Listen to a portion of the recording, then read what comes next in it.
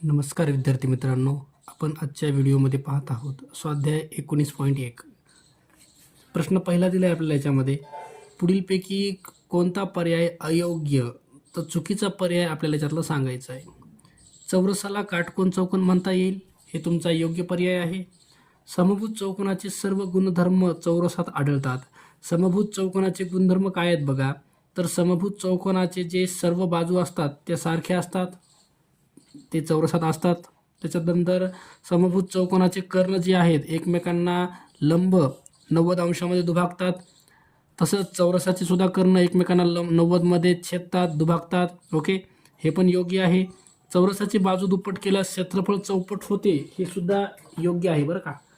आपण एक एक्झाम्पल घेऊन करून बघू सॉल्व वाटलं तर. बघा, चौरसाची बाजू समजा 2 घेतली. बघा, बाजू 2 घेतली आणि चौरसाची बाजू दुप्पट केल्यावर क्षेत्रफळ चौपट येईल. आता दुसऱ्या वेळेस बाजू समजा मी घ्यायलोय दुप्पट, म्हणजे 4 करायलोय. क्षेत्रफळ, चौरसाच्या क्षेत्रफळाचं सूत्र आहे बाजूचा वर्ग. बाजूचा वर्ग हे सूत्र आहे. पहिल्यांदा बाजू 2 आहे, 2चा वर्ग करा, हा येईल 4. दुसऱ्या वेळेस तुमची बाजू आहे 4 आणि 4चा वर्ग करा, हा येतो 16.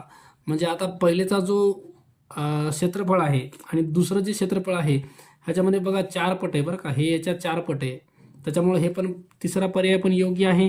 राहिला चौथा पर्याय, चौरसाचे सर्व गुणधर्म समांतरभुज चौकोनात आढळतात.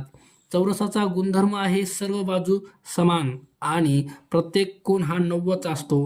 हे गुणधर्म समांतरभुज चौकोनात आढळत नाहीत बरं का. तर पर्याय चौथा जे आहे ते आपला चुकीचा आहे. प्रश्न क्रमांक 2 दिलाय, पुढीलपैकी कोणती विधाने सत्य आहेत. ओके, तर याच्यामध्ये कोणकोणती विधाने सत्य आहेत ते आपल्याला ओळखायचं आहे. चौरस हा आयत असतो, चौरसाला आयत म्हणता येतं बरं का, पण आयताला चौरस म्हणता येत नाही. ओके, त्याच्यानंतर आयत हा समांतरभुज चौकोन आहे, हे पण योग्य आहे. आयताला समांतरभुज म्हणता येतं. त्याच्यानंतर आयत हा चौरस आहे, हे तुमचं चुकीचं आहे. समभुज चौकोन हा चौरस आहे, हे पण चुकीचं आहे. त्याच्यातली सत्य विधानं बघितली तर अ आणि ब हे 2 सत्य आहेत. आपल्याला खाली पर्याय दिले बघा, अ आणि ब बरोबर पर्याय क्रमांक 1 तुमचं हे उत्तर असेल. प्रश्न क्रमांक 3 दिलाय, कोणत्याही समांतरभुज चौकोनाच्या लगतच्या कोनाच्या कोन दुभाजकाच्या छेदनबिंदूपाशी तयार होणारे कोन कोणत्या प्रकारचे असतात. बघा, समांतरभुज चौकोन हा तुमचा समांतरभुज चौकोन आहे. ह्याच्यामध्ये लगतच्या कोनाचे कोन दुभाजक, समजा हा कोन आहे तुमचा, ह्याचा हा कोन दुभाजक आहे आणि ह्या कोनाचा कोन दुभाजक हा इकडे चालला आहे. ओके, तर हे जे आहेत कोन दुभाजकांच्या छेदनबिंदू, ह्यांचा छेदनबिंदू हा इथं आहे आणि इथंच होणारा जो कोन आहे तो विचारला आपल्याला. तर तो कोन बघा आपला काटकोन असतो. पर्याय क्रमांक 3 हे उत्तर आहे. प्रश्न क्रमांक 4 दिलाय, पुढीलपैकी कोणत्या चौकोनात एकरूप कोनांची एकच जोडी एकरूप असते. तर याचं उत्तर पतंग आहे बरं का. कारण पतंगामध्ये बघा, हे पतंग आहे, याच्यामध्ये फक्त हे कोन आणि हे कोन ह्या दोघांची एक जोडी एकरूप असते. बाकीचे जे 2 कोन आहेत ते एकरूप नसतात. तर पर्याय क्रमांक 3 हे आपलं उत्तर आहे. प्रश्न क्रमांक 5 दिले आपल्याला, पुढीलपैकी कोणत्या माहितीवरून चौकोनाची रचना करता येणार नाही. ओके, तर पर्याय पहिला दिलाय, चौरसाची एक बाजू दिली असता, जर चौरसाची एकच बाजू दिली आपल्याला, एका बाजूचं माप आहे समजा 5 सेंटीमीटर, तर याच्यावरून आपण इथं 90चा अँगल घेऊ शकतो आणि ही बाजू 5 आहे, तर प्रत्येक बाजू 5-5 आपल्याला घेता येईल. म्हणजे याच्यावरून चौकोन रचना, चौरसाची रचना करता येते बरं का. दुसरा पर्याय बघा, समभुज चौकोनाचे 2 कर्ण दिलेत. समजा पहिला कर्ण आपण असा खाली असा टाकू शकतो, दुसरा कर्ण जो आहे का तो याच्या सेंटरमधून असा टाकायचा. त्याच्यानंतर ह्यांचे जे एंड पॉईंट आहेत, शेवटचे पॉईंट सगळे जोडून घ्या, ह्याच्यावरून तुम्हाला समभुज चौकोन तयार करता येईल. त्याच्यानंतर समांतरभुज चौकोनात एक बाजू व एक कर्ण दिला असता. समांतरभुज चौकोन म्हणजे तुमचा या प्रकारचा असतो बरं का.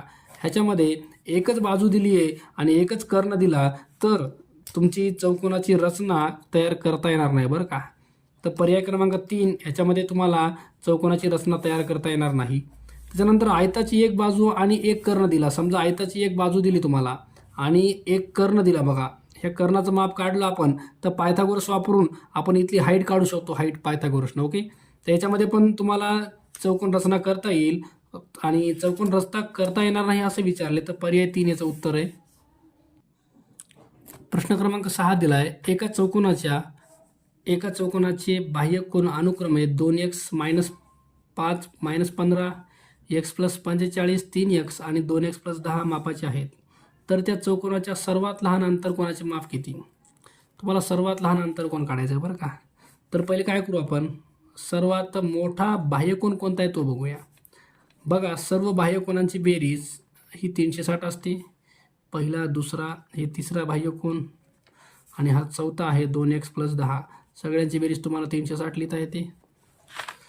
2x, x, 3x आणि 2x किती झाले बघा, 8 टाईम x, हे 10 आणि 45, 55 मधून 15 गेले, तुमचं हे येईल 40 बरोबर 360.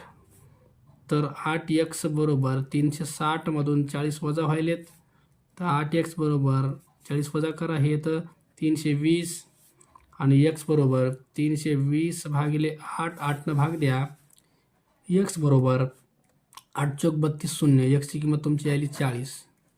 बघा x 40 आले बरं का. आता तुम्हाला सर्व अँगल ते काढायचे आहेत बाह्यकोनाचे. पहिला अँगल किती आहे, 2x मायनस 15 आहे, म्हणजे 2 गुणिले x ची किंमत किती आहे, 40 मायनस 15.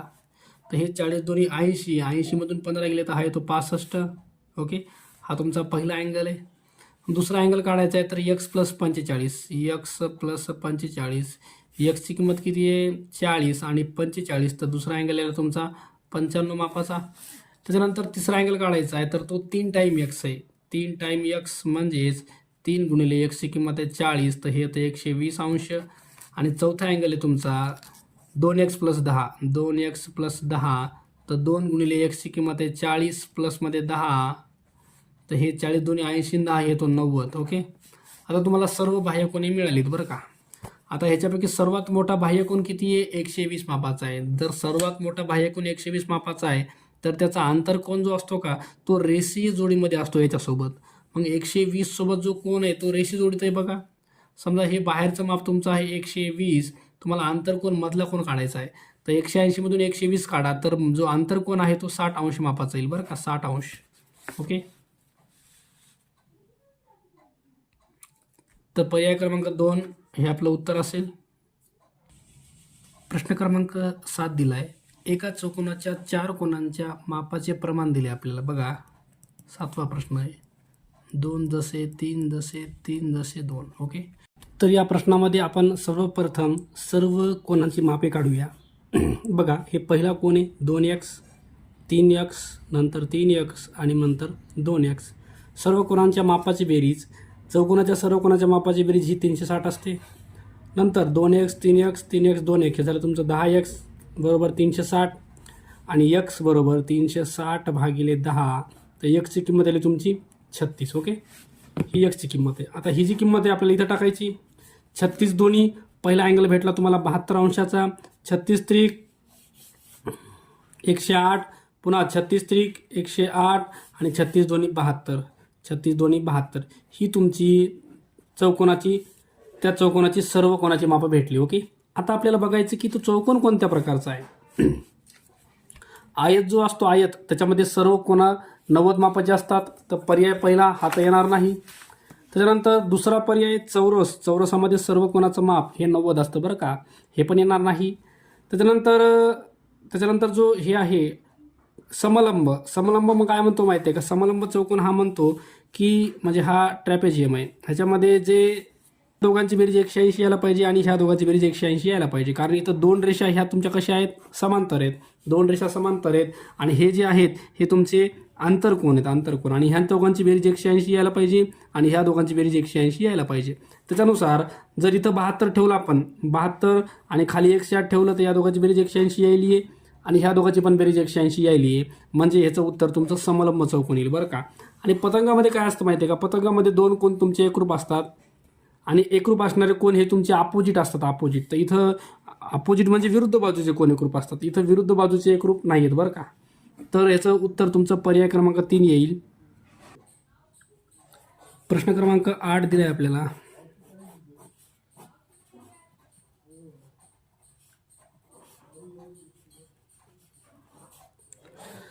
दिलेला ABCD हा चौकोन समभुज चौकोन आहे बरं का. सीचं माप दिलं तुम्हाला, सीचं माप आहे 2x प्लस 4 आणि एडीसी हा मधलं माप तुम्हाला दिलं आहे आणि हे माप दिलं आहे. तुम्हाला विचारले कुठलं माप, बाहेरचं माप या ठिकाणचं विचारलं आहे. ओके, तर आपण पहिले एक्सची किंमत काढूया आणि हे मधले अँगल काढूया पहिले. आता बघा, मधला जो डी आणि सी आहे, डी आणि सी दोघांची बेरीज आपल्याला 180 घेता येईल. तर डीची किंमत आहे तुमची 3x + 6 प्लस सीची किंमत आहे आपली 2x + 4 बरोबर 180. 3 time x 2 time x 5 time x 6 आणि 4 10 बरोबर 180. तर 5x बरोबर 180 वजा 10, तर 5x यायले तुमचं 180 मधून 10 काढा 170. x बरोबर 170 भागिले 5, 5ने डिवाइड करून टाका. 5 त्रिक 15, 2 उरले 5 × 24. तुमची x ची किंमत आली 34. ओके, आता तुम्हाला काढायचा कोणता अँगल बघा. हा जो एडीसी आहे, एडीसी हा मधला अँगल काढा. मधला अँगल काढला की रेषे जोडीनं तुम्हाला इथला बाहेरचा काढता येईल. ओके, तर एडीसी काढूया.